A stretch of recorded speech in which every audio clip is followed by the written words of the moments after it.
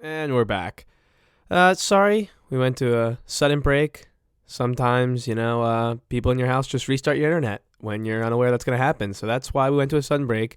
Joe has gone to the infirmary to get checked out for his scarlet fever.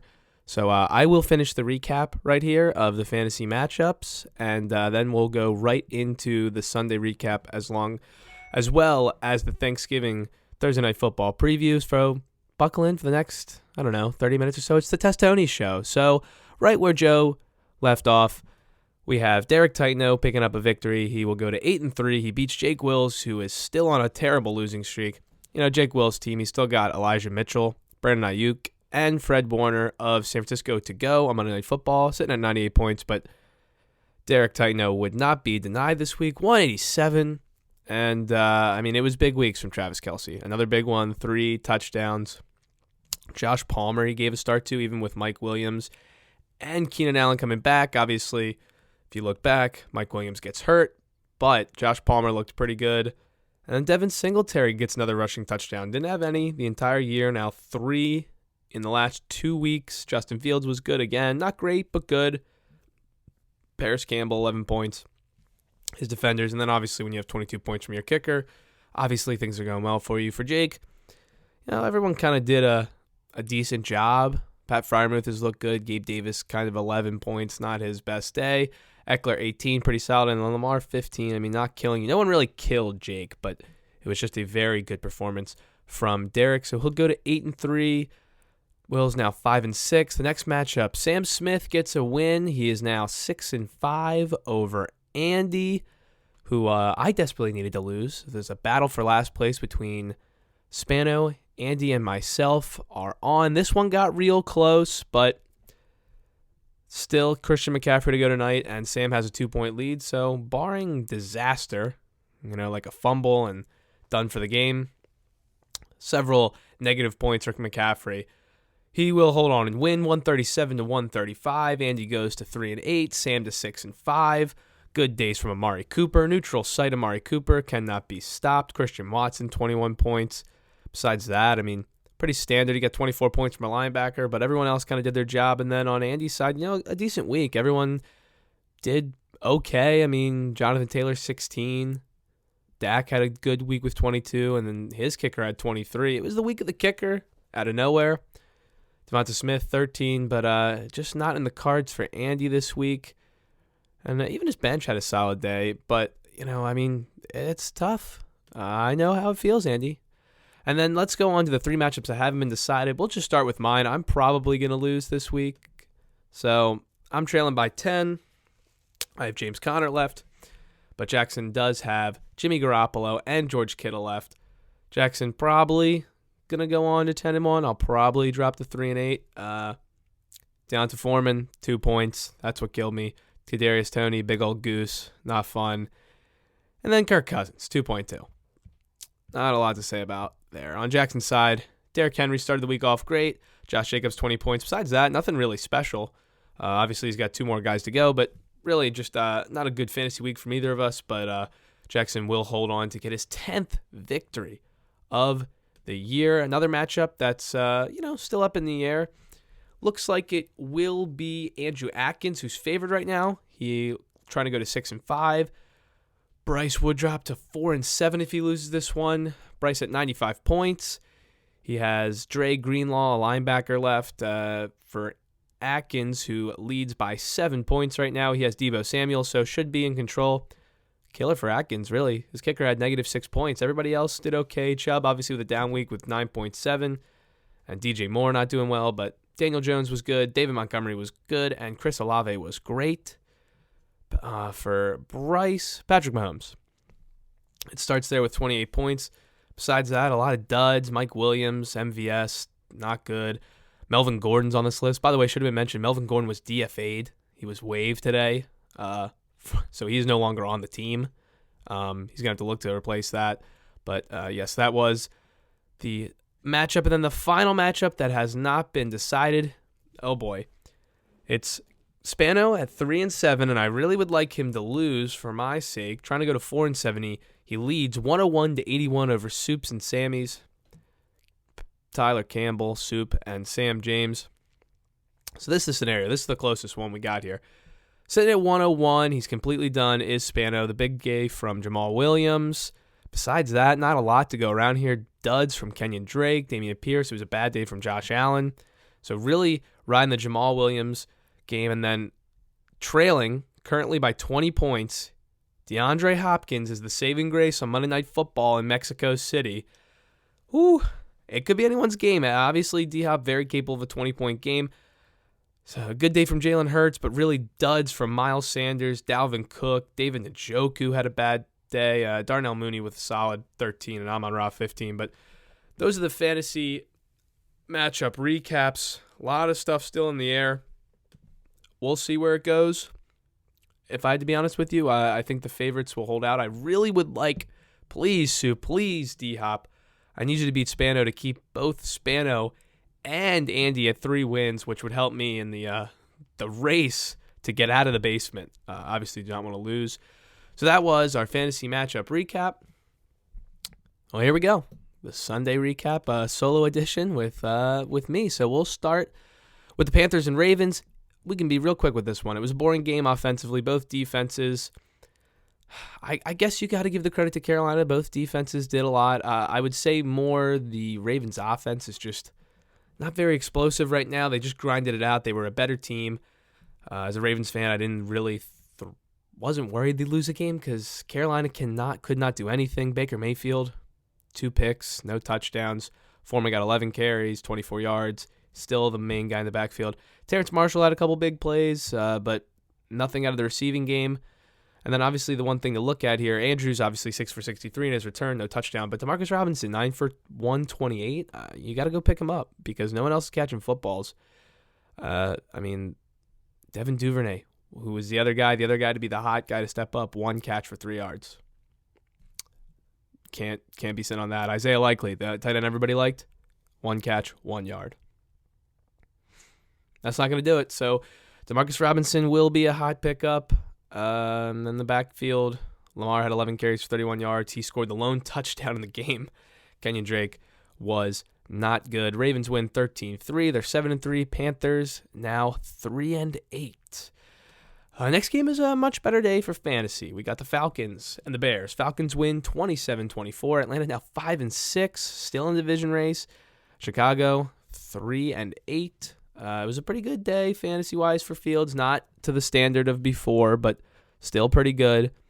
Didn't throw the ball very well, 14-21 for 153 and 1 touchdown, 1 pick. But obviously, rushing attempts, 18 carries.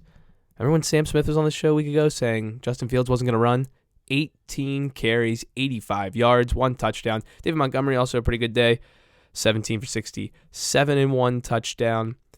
In the receiving game, it was Montgomery, 3 for 54 to add on to that stuff. Besides that, Mooney had the 1 touchdown catch to go along with 4 from 29, but nothing really spectacular besides that.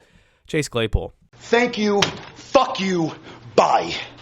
Yeah, you can't use him anymore. They traded for him, a second-round pick. I don't know what they're doing. 3 targets, 2 catches for 11. He doesn't even play a lot of snaps. It's been 3 weeks. If you want to go ahead and cut his ass, get him out of here. If you want to roster him and just stash him, maybe something happens because the offense has been playing well, but it has had nothing to do with Chase Claypool. So if you want to get rid of him, go ahead. On the Atlanta side, Mariota ran for a touchdown, so that helped him. He was 13-25. Really the only guy you would have been happy with because, look at this. We got Drake London scored a touchdown again. And I thought to myself, maybe I should have started Drake London in another league because I've been on Drake London all year. But that was his only catch of the game. That was pretty early on. He catches that touchdown pass, finishes with 1 catch for 2 yards, and the 1 catch being the touchdown, so really wouldn't have been a great day there. Offensively, Cordell Patterson, 10 for 52, no touchdown. Algier, 8 for 55, nothing. So Caleb Huntley got a carry for 4 yards. 27 points from the Falcons, and they really didn't give you much offensively. We talked about the Pitts injury. He was 3 for 43, so maybe he looked like an okay Pitts week, but just not a good showing from Atlanta. They do get the win, though, so hard to argue with it, and Arthur Smith continues to get away with killing fantasy opportunities. Buffalo in Detroit beats the Browns 31-23. Buffalo now 7-3. Cleveland 3-7. Jacoby Brissett, pretty good stat line, 324 with 3 touchdowns. Got sacked once, so doesn't look terrible. The weird part was that Cleveland couldn't run the ball. Kareem Hunt, 5 carries, 32 yards. Nick Chubb, 14 for 19. Jacoby Brissett and Kareem Hunt outran Nick Chubb, 14 for 19 with a long of 12. So if you do the math there, that means for 13 other carries, he went for 7 yards. Weird game, because Buffalo's been giving up a lot. Now, on the other end of that, they did move the ball well through the air. Amari Cooper was fantastic, 8 for 113, 2 touchdowns. Not even People Jones, 5 for 61 with a touchdown. Even Chubb, 3 for 48. So he kind of helped you there. That's what got him to almost around the 10-point range, but a weird day from Nick Chubb on the ground. Here's the thing with Jacoby Brissett, who has looked pretty good at times with good weapons. He has one more game. They're going to play Tampa next week at home. Then they go on bye. And then the week after that, which should be week 14, it's Deshaun Watson time, and he's going to be playing the Houston Texans in the revenge of all revenge games. Who knows for which team is getting revenge, or which side I should say. So a change coming soon. Cleveland with a late bye, so you got to look out for that. So something to monitor, as we will have Deshaun Watson back in 2022. Buffalo side, it was Josh Allen's worst fantasy game of the year. 197 and a touchdown through the air. Only ran 3 times, 7 yards, so not a lot there. But, Devin Singletary, 18 for 86 and a touchdown, and James Cook even getting 11 carries and 86 yards. Those two guys are involved. Nyheim Hines, he doesn't do anything. They traded for him. He's returning punts, I believe. He had 1 carry for a loss of 8 yards. So nothing really to go through there. And then Dawson Knox, 7 to 70 out of nowhere. Diggs had a really slow game. Ended up catching a touchdown, but he had nothing through about, I think, the first quarter and a half. He ends up with 4 for 48 and a touchdown. So not his best showing. Just a weird day I think Buffalo, you can cut him slack here. Really weird week. Playing a game in Detroit at home where they had to get out on the last day. They had people, their neighbors, shoveling them out. Cut Buffalo some slack. They will be right back turnaround here. They will probably stay in Detroit because they will play the Lions this Thursday. We'll break that down later. But Buffalo does get the win, which is probably all they care about, not our fantasy scores. Houston, 1-8-1. I don't know if they'll win another game. They look terrible. They lose to Washington 23-10. Now Washington 6-5. There's no way they can go back to Carson Wentz at this point. I mean, this is Heineke's show, and I'm not going to say Heineke really did much, but they're winning games. And there were some games that were very explosive offensively with Carson Wentz, but they didn't win. And Ron Rivera's going to want to win. He also likes his guys. 15 of 27, 191 for Heineke. I mean, really nothing to talk about there. The receiving game was a little slow. They really spread it out. Logan Thomas had 5 for 65. McLaurin, 4 for 55. Antonio Gibson, 3 for 31. But the rushing attack was where they won, and really it was the defense that shut down Houston. They had the pick 6 from Fuller, but Gibson, 18 for 72. Robinson, 15 for 57. Nothing here is going to wow you. Not a great fantasy game once again. Really the one thing to look at here was Dameon Pierce, 10 for 8. Clearly his worst game as a pro. It's interesting because a lot of people think he's matchup proof, and I tend to think he is. He's a good runner, but in a bad game script, they got down by a lot early. This was a great play of the Washington defense. If you did that, if you joined me in doing that, if you play with defenses, would have been a good spot to do it. And also, by the way, Washington activated Chase Young today. I think their defense becomes a strong play the better they get. Just got to look at matchups, but nothing to really talk about. Brandon Cooks had a big 41-yard catch, but I mean, this was a slow day. Davis Mills had the 1 touchdown offensively for Houston, and then the 1 rushing touchdown on Washington's side actually went to Curtis Samuel. So obviously Curtis Samuel is being played, but if it's going to come out of the backfield, you probably want it to come from Gibson or Robinson, and it just didn't. Let's move on. Philadelphia. They squeak by. It looked like for a long time they might get their second loss in a row. They're now 9-1. They beat Indianapolis 17-16. Indianapolis drops to 4-6-1. Another one that's tough to talk about fantasy-wise. Hurts got the late touchdown rush, which helped him. He also threw for one, which went to Quez Watkins, which nobody wants. A.J. Brown, 5 for 60. Devonta Smith, 6 for 78. Just looked out of sync. They just did not look right. And, I don't think it's going to be like this for the rest of the year. But Miles Sanders has been kind of a dud recently, 13 for 47. He's not getting into the end zone, and they're bringing in Boston Scott. When they get near the goal line, Kenneth Gainwell comes in on passing downs. I don't know. I mean, I think you got a hole with those guys. Obviously, you're still starting Smith and Brown. But Miles Sanders, I just because of this team does run the ball well, you just got to look at schedule. I don't know if Miles Sanders is an every week guy at this point because they're not scoring a ton anymore either. So last couple of weeks, Philadelphia doesn't score a touchdown until the fourth quarter. They had 3 points going into the fourth quarter. That's not what you're looking for. On the Indianapolis side, Jonathan Taylor, 22 for 84, 1 touchdown. Promising. I know he had the big week last week against a terrible defense in Vegas. This is a good defense. Good to see him get back to form there. You don't have to worry about Deion Jackson or Zach Moss. They're not doing anything. And then Michael Pittman, good to see him, 6 for 75. Obviously, you'd like to see him score a touchdown, but it just didn't happen. The one lone touchdown did go to Jonathan Taylor. And if you thought after these last 2 games, fantasy talk couldn't get slower, let's go to the Jets and New England. New England wins 10-3. Now, both these teams are at 6-4. This was a 3-3 game in the second quarter. It was 0-0 after one, then 3-3 in the second, and then it was 3-3 all the way until about 30 seconds left in the game when a punt return was taken all the way back for a touchdown. Very little to talk about here. Ramondre Stevenson is about the lone option out of this game that would have helped just because he does it all. 15 for 26 on the ground, that's not great, but 6 catches for 56 yards, which gave him the decent day. Jacoby Myers, 4 for 52, not bad, but nothing was happening in this game. There was 1 touchdown scored, and it wasn't even offensive. It was a punt return, like I said. Zach Wilson, 9 for 22, 77 yards. He's been on blast all day, and he will be probably for an entire week and probably until he does something good, solely because he looked bad. And also his comments after the game when asked, do you think you let your defense down? He said no.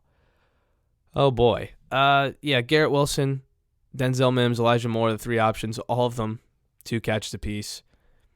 None of them went for over 35 yards receiving. It was brutal. Michael Carter, 8 for 19. Ooh, I think you got to pump the brakes on starting a Jet right now.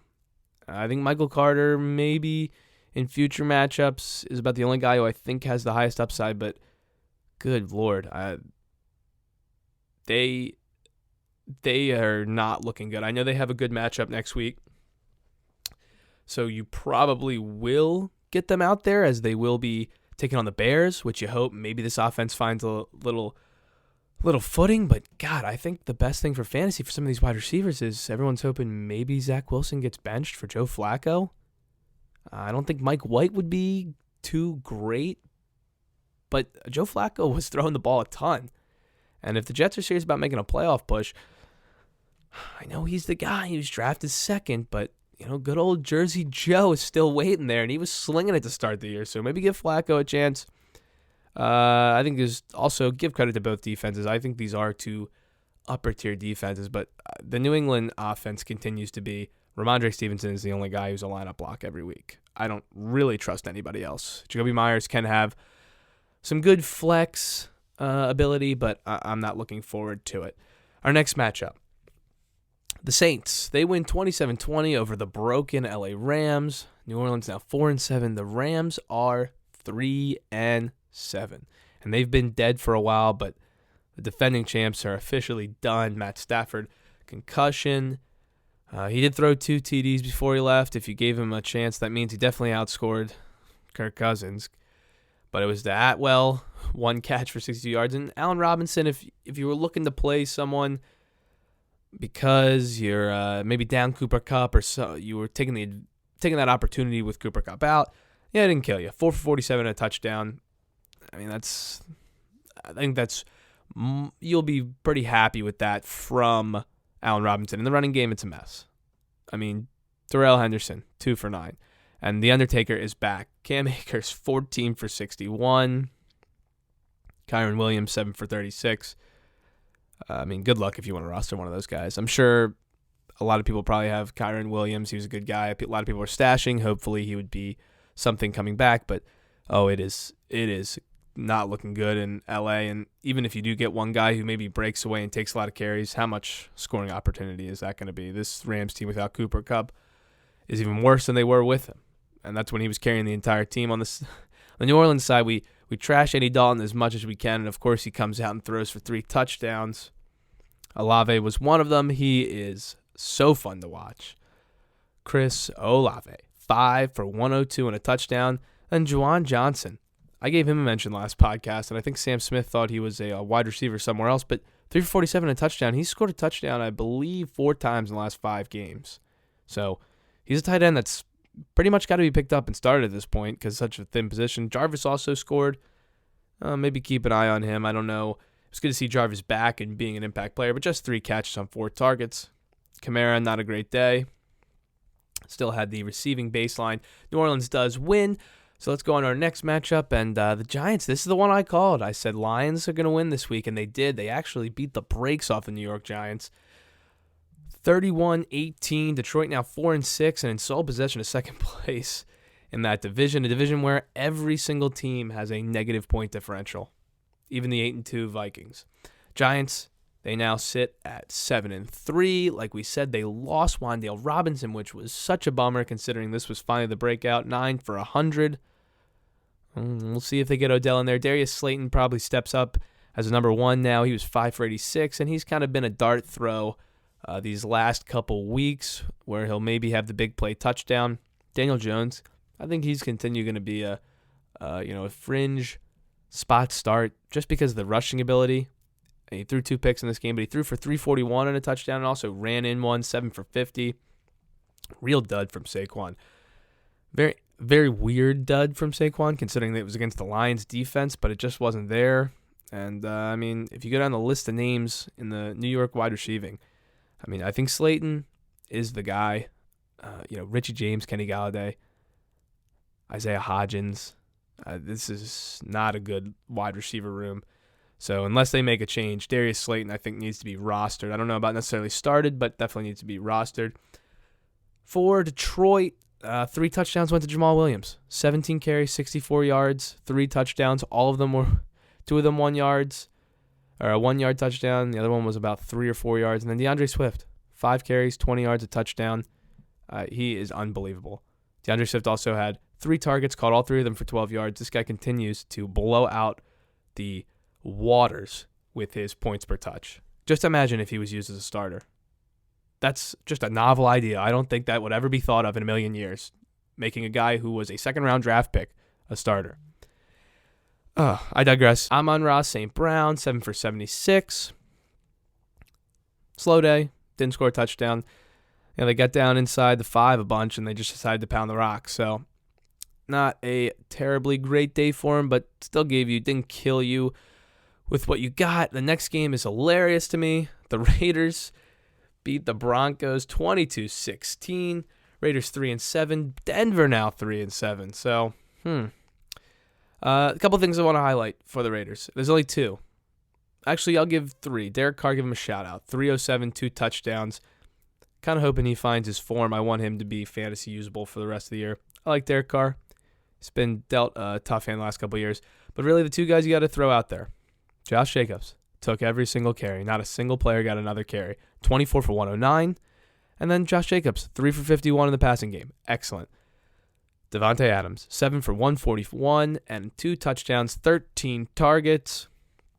That's the offense. And if you really want me to say someone else, I guess you can still roster Matt Collins, who went 6 for 52 here. But this offense is Josh Jacobs and Devontae Adams. That's it. On the Denver side, God, Russ sucks. 247, he got sacked 3 times. No touchdowns. No interceptions. Cortland Sutton, 5 for 80. So, this was the good matchup that everybody wanted, and it really wasn't spectacular. 5 for 80 is okay. He had 7 targets. He led the team in targets, but didn't score. The 1 touchdown was scored by Latavius Murray, who, by the way, I think you need to pick up.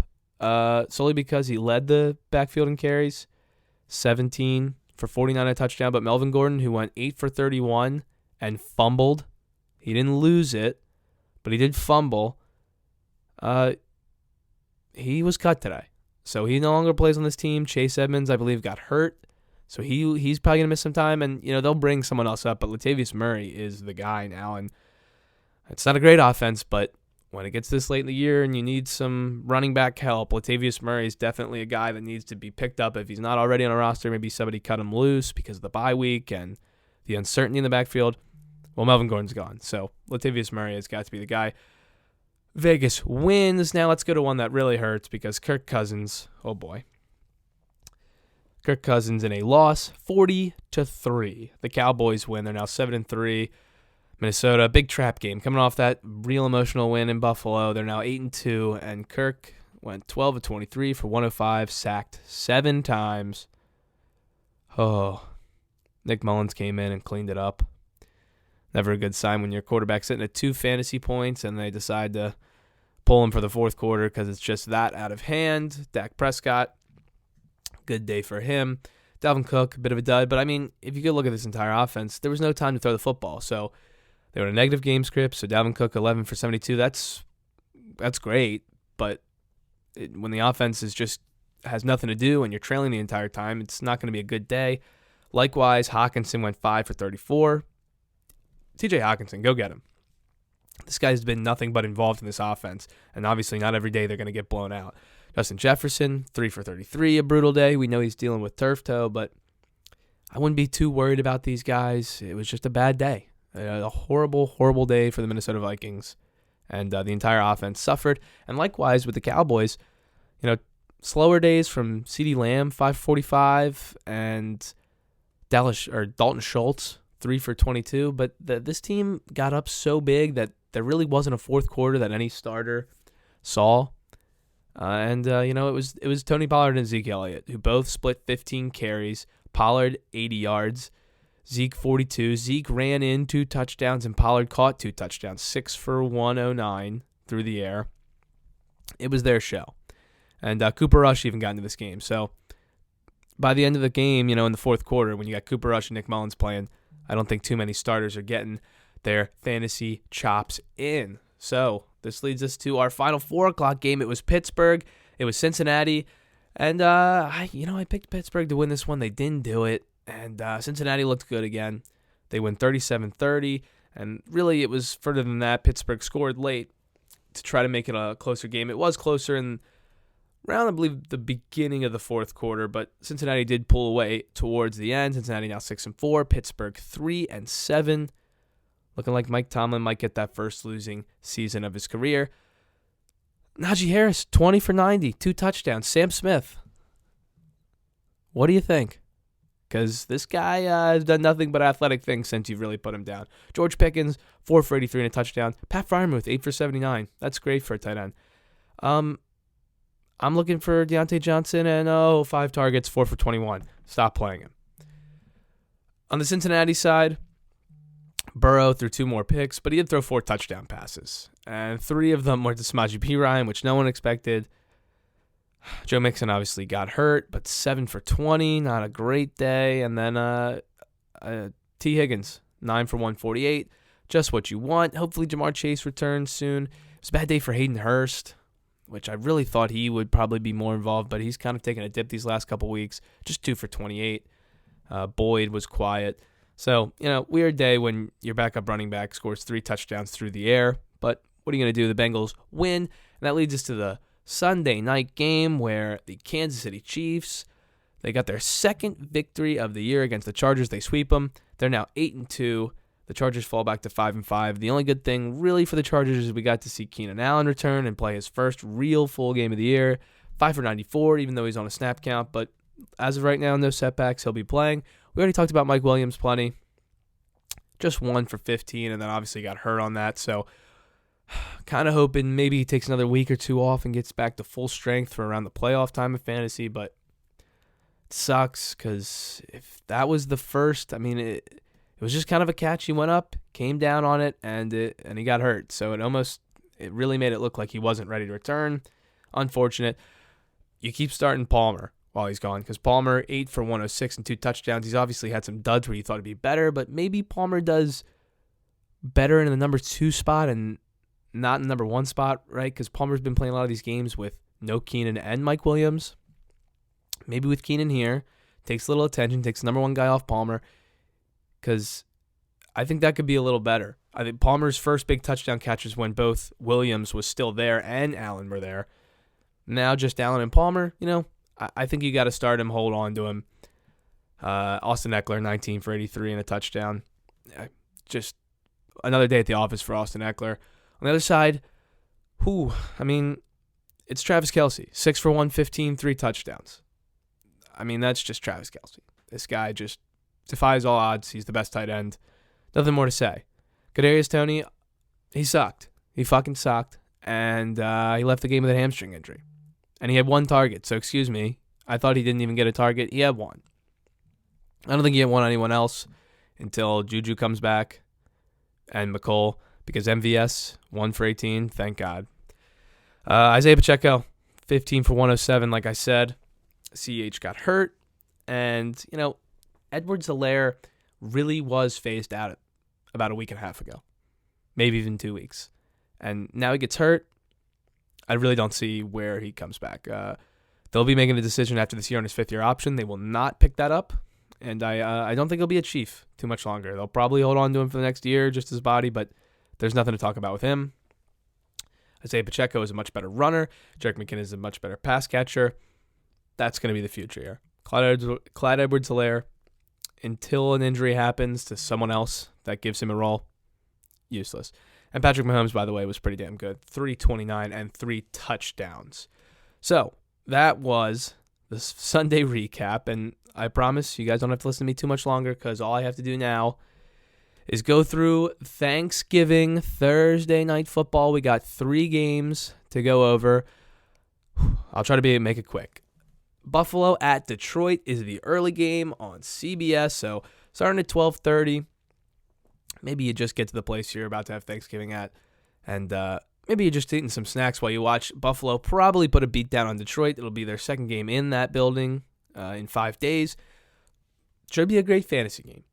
Over under 54. The Bills are now favored as 9-point favorites. The Bills are favored by 9. And there's a lot of good fantasy names here. Allen, Diggs, Davis, and then on the other side you got Amon-Ra, Jamal Williams. God forbid maybe DeAndre Swift makes an appearance, but then Devin Singletary's been running well too. I'm actually going to get crazier and say the Detroit covers. I think they'll lose by a touchdown. I don't know. I'm just feeling my Lions again. They're 4-6. They're on a hot streak. They can cover, not win, but they'll cover. You're obviously starting everybody.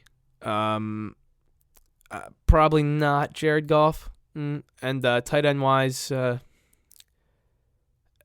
it's fringe with Dawson Knox because it comes in and out. I probably would steer away from Dawson Knox, but I'll be on Detroit here to cover, Buffalo to win, and you're obviously starting all the normal people. Our next Thursday night football game, Giants at the Cowboys, 4:30. So this one's pretty much on while you're eating. Just turn the TV on in the background. Maybe even bring your phone to the table and put it up, set it up so you can stream it underneath while people try to make conversation with you. Another 9-point spread. Pretty odd. This one, Cowboys 9-point favorites in Dallas. 44.5-point over-under. Short week for a wide receiver room that has nobody. So even if they did sign Odell, this is pretty much the game for Odell, I'd say.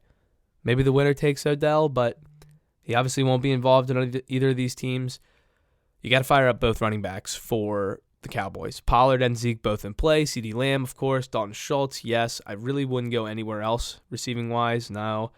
I don't want to touch Noah Brown. Don't want to touch Michael Gallup. No thanks. On the other side, I think Saquon is obviously the start. And if you do pick up Slayton, I don't think I'd start him this week against a defense that is absolutely crushing it. I don't even want Richie James.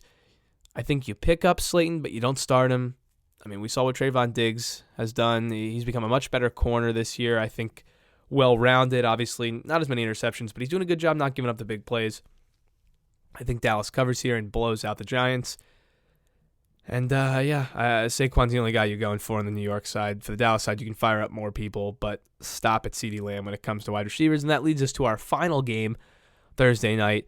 The night game at 8:20, it's the Minnesota Vikings, reeling from getting smoked. They are 8-2 now. They'll be hosting the New England Patriots, 6-4. Patriots coming off a win against the Jets, so not a very explosive thing. In fact, both teams coming off pretty bad performances offensively. Both teams coming off 3-point offensive showings, with the one touchdown for New England last week, obviously coming on the return. So over under 42.5. Vikings are 3-point favorites. Give me the Vikings to bounce back here. You're starting Dalvin Cook. You're starting Justin Jefferson, TJ Hawkinson. I started Kirk Cousins in 3 leagues. I'll probably start him in 1 or 2 this week. Not all 3. I got some better options, but Kirk I think is still a fine play. It's a good defense, but there's no way. Kirk is usually pretty good. This is a primetime game, so this does actually complicate things. If I had to rank Kirk Cousins, he'd probably be somewhere in the 14 to 16 range as a quarterback this week, so it depends on your options. Jacoby Myers, I think you give him a start, and Ramondre Stevenson. Those are the guys I think you put into your lineup. Ramondre's obviously a slam dunk. Jacoby more matchup-based. You can really run on the Vikings if you really need to, too. Damian Harris, not a terrible play here. But I think that's where you draw it. Jacoby Myers, you definitely put in Ramondre, and then Damian. If you need a flex, I think you can flex Damian, and then obviously you're starting your normal people on Minnesota's side. And I think the Vikings bounce back, and they cover, and they win by more than 3 points. So, finally, after about a half hour of listening to me, I've reached the end. This is, it was a good show. I'm sorry Joe had to be cut out early, and I'm sorry the Wi-Fi got turned loose. We didn't get to hit our normal go into break, but you still got to hear the elevator music, and I'm glad I got to use my new sound today. In fact, why don't we bring it in one more time just for the people? Thank you. Fuck you. Bye. And on that note, this was the Eastside Fantasy Football Podcast. We have a Twitter, Eastside FF, capital E, capital S, capital FF. We're on Twitter, and obviously this gets posted to YouTube and Apple Podcasts. Share it with your friends. And just send it out there. Maybe someone will listen, and I'll get brought on to be a big-time player on ESPN, CBS, maybe one of these big networks, Fox. Thanks to Joe for coming on, even though he's still feeling sick. Hopefully he gets over his polio, and we're pulling for you, Joe. We really want to see you back. Up in the air about when the next show will be, but definitely got a full episode this week coming up to Thanksgiving. Everybody have a good Thanksgiving.